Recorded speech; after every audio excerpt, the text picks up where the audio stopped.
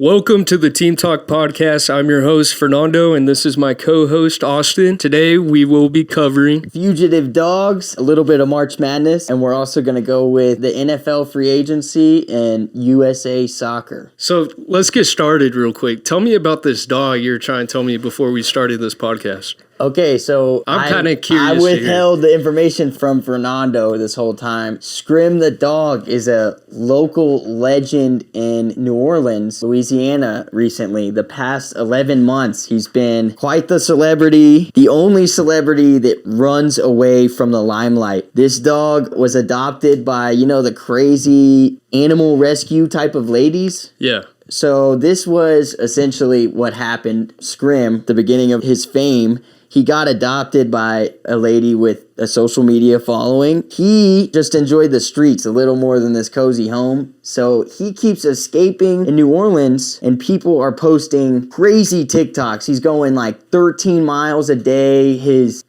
tracking within the city of New Orleans is ridiculous. The whole time he's got an air tag on. This little guy might as well be called Mischief. But his actual name is Scrim, a tiny pup finally safe with Zeus's Rescues founder Michelle Sherman. Wait, so the lady's letting him roam free? No, this is like a hunt. He is a fugitive this whole time. Okay. The whole city is rallying to catch this dog, and they cannot. He's literally like the movie, it's both the movie. Oh, so he's just running around town. No one can catch him. Yes, I'll have to show you some clips. It's quite the feel-good story.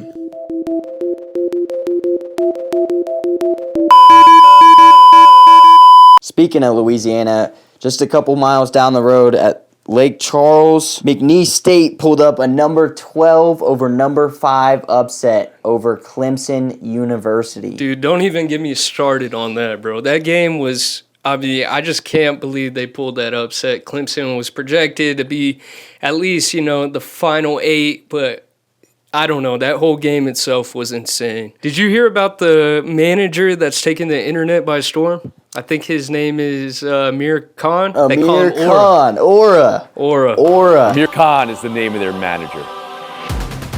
He is cinema.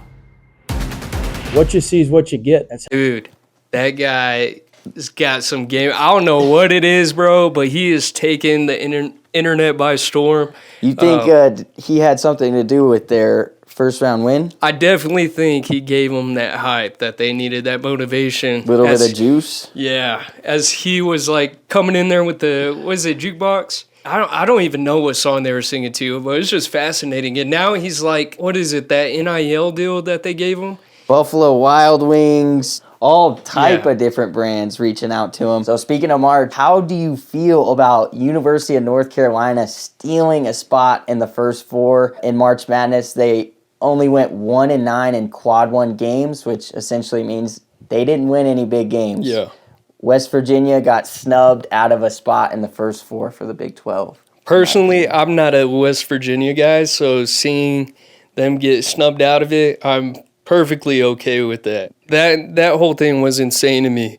But there is a team out there that I like to bring up. I'm not trying to be biased or anything, but I think that one team can take it all the way, and that is going to be my Red Raiders. Red Raiders. In the first game we had, we also played a team from North Carolina. Speaking of North Carolina, who did you think the difference was in that first game? It was quite obvious. Kerwin Walton, was it?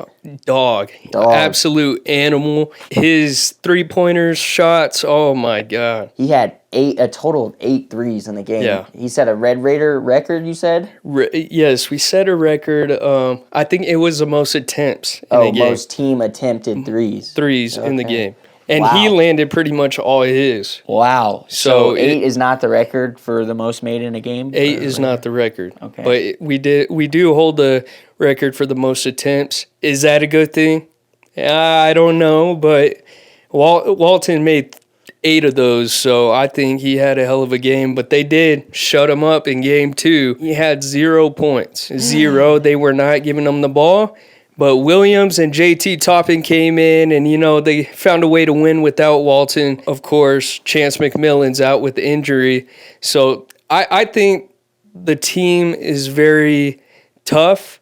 They always find a way to win, even when their star players are out. So I think that's why they're going to be my choice to go into the Final Four and leave with the championship. However, if we do win this next game with Arkansas, Lord willing, they have to go against the Florida Gators. If they win, Florida is projected to win and take it all the way. So that is going to be a tough game if we get to the next round. So, hey, I hate to be that guy, but let's not forget about, this is a pretty voodoo name right now in March.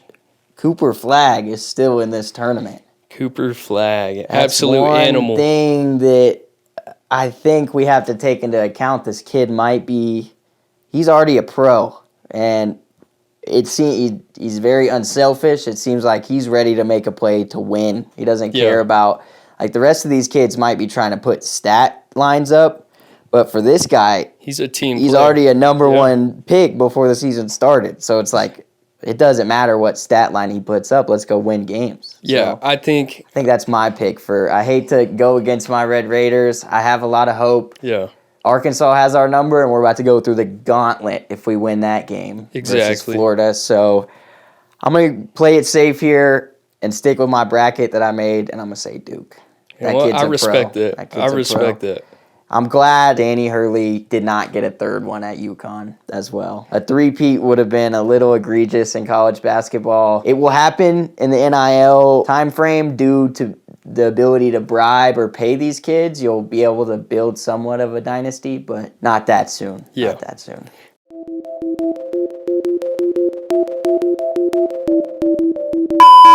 The three-peat would have been crazy to see. So I'm glad we didn't get it for the Chiefs the Yeah. other day as well. I think that would have been a little too much for me to handle. yeah, I'm tired of hearing that name. So I know. It's crazy. I don't know about Patrick Mahomes, but I'm tired of hearing old boy. What's his name? Kelsey? Ooh. Travis Kelce, you ready for the retirement? Yeah, he needs to hang it up. He wasn't doing too much this season for me. I think I had him in fantasy too, which was just a depressing season for him. Yeah. Not many touches. Well, since we're on the topic of NFL, have you been listening to, the talks with Aaron Rodgers and how he's going on another dark retreat? Basically, he's been staying away from other teams that are trying to sign him, dragging it out till a little bit before the draft, screwing other teams. It's going to be hard because, the teams that are wanting him need the quarterback, and they're trying to pursue, such as the Pittsburgh Steelers, they're trying to go all in, and he's taking his sweet-ass time. I don't know how the contract negotiations necessarily work for, matching or, team or player options in the NFL, so I don't know if he's doing that strategically or to maybe see if his worth is still there. I'm not really a big fan of the guy. I think the Steelers would do better without him. He doesn't seem like the type of hard-nosed Steeler. Yeah. He doesn't seem like a Steeler. I think now, so there are talks that he's looking for a contract, $90 million for 2 years. I mean, after the past 2 seasons you've had with the Jets, I don't think you're that valuable anymore. And don't mind you, he is a Hall of Famer, first ballot. So he's definitely earned that title. But now, I mean, at 42 years old, I think you're just past your prime, past your time. It's time to wrap it up, buddy, and hit Cancun or something. Unless you're LeBron, don't let him overthink that too much. LeBron James is the truth at age 40. He's still got it. He's still got that hunger. I'm not the biggest Aaron Rodgers fan, but quarterbacks are valuable. I can see it. Just seasoned quarterback is really the problem here. You're going to go through losing if you try to develop a young kid, throwing him out there. And as your Steelers know, losing is it's not taken well there. Yeah. They don't lose too much. Mike Tomlin, he goes positive pretty much every season, I'm pretty sure. So. Yeah, and I think that's what we're frustrated with. We are okay with being mediocre, getting to the wild card round, and being first round exits. Getting bounced. Yeah, exactly. After this, if Mike Tomlin doesn't prove that we could go out and win a playoff game, especially if you do sign Aaron Rodgers and you don't execute and do that, they're going to come for his head and they're going to want him out of Pittsburgh. So overall, I'm just hoping that the team makes the best decision. I personally do not want to see him as a Pittsburgh Steeler. I just think his demeanor, his attitude with things is just not how we handle it in Pittsburgh. So I really do not want to see that signing.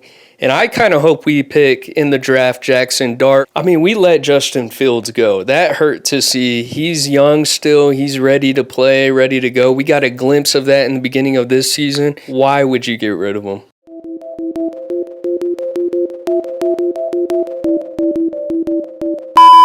On to the next topic. We got the World Cup qualifiers. The United States is not doing so well with our new manager leading us into battle. We are 0-2. We lost last night to Canada 2-1, and then we lost to Panama the game before in extra time in the 94th minute. That's insane. Are you hopeful for the United States' future in these World Cups or international play in the future, or do you think that that's going to take a little longer to develop here? That's a good question. Of course, you have to root for your country, United States. I just think it is going to take some time. I mean, for instance, man, we just lost Canada in our 4 nations face-off. Yeah, you're a little upset with the nationality here. Yeah, it's just we got to represent. We're not representing very well, and I know it's not completely the players' fault, but there's got to be some accountability with the coaching and all that.